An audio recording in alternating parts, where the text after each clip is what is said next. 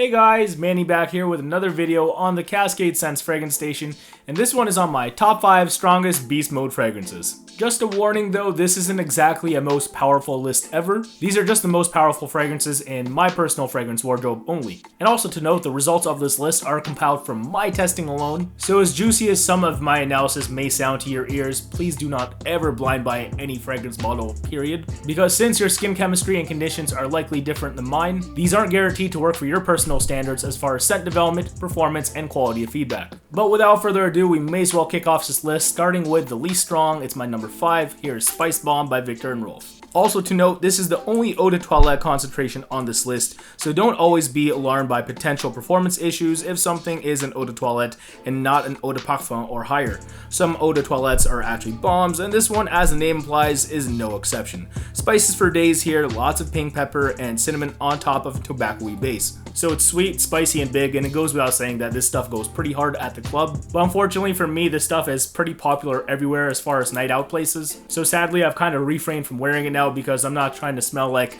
my friends when we go out. Still brilliant warm fragrance overall though. Again, it's my number 5, Spice Balm by Viktor and Rolf. Now let's move on to my number 4 strongest fragrance. Here's Mojave Ghost by Dueto. Now I'm pretty sure that this is my strongest projecting warm weather fragrance, and while it has more than the power for warmer spring or autumn days, it's such a jovial scent that I love using it the most during the summer.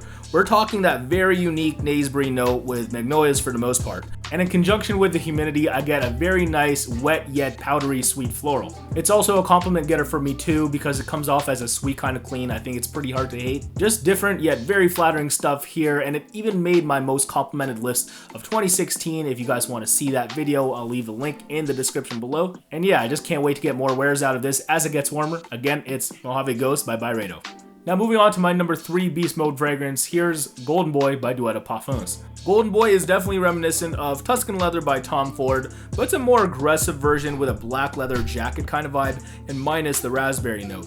So it feels more casual than an opulent kind of formal, which is actually what I'd prefer out of an extreme leather fragrance. And at 95 euros for a 100 ml presentation like this, I think the value here is stellar. I think its blend is smooth enough to warrant that kind of value, and then when you take into consideration its performance, this is just more than exemplary stuff. Definitely leaves a super healthy scent trail, and it definitely fills up the room, which is something I sadly can't do with the more recent Tuscan leather formulations. Again, it's a kind of aggressive, casual kind of leather that I'm looking for. It's my number 3 on my list of strongest fragrances, Golden Boy by Dueto Parfums. Now moving on to my second strongest fragrance, it's my personal favorite on scent alone on this list. Here's Angélique Noire by Guerlain. Vanilla Guerlain for days here, and it also has a bit of an aromatic vibe with the Angelica root and seeds. Comes off as very dry, powdery, and musky, but honestly this stuff is so good that I can't do it justice by just mentioning it here and there. You guys need to really sample this in real life if you haven't yet. I know I keep mentioning this fragrance. Performance wise, with this being my number 2, it's definitely godlike. This stuff is so powdery that I can physically feel my scent cloud walking with me. I'm definitely going to get noticed when I wear this, and it's definitely a positive conversation starter given the right occasion. But yeah, there's not much more else to say here. It's one of my favorite juices ever, and it's my number 2 most powerful fragrance so far, Angélique Noire by Guerlain. And now it's time for the top of the class, my number 1 strongest fragrance in my entire fragrance wardrobe. Here we go, Dior en Parfum by Christian Dior. Now I've also been featuring DHP on this channel for a long time now, and sure, I love its masculine take on the Iris Accord with that leather note, but its real hallmark, if you haven't guessed it yet, is the performance you get from that combination.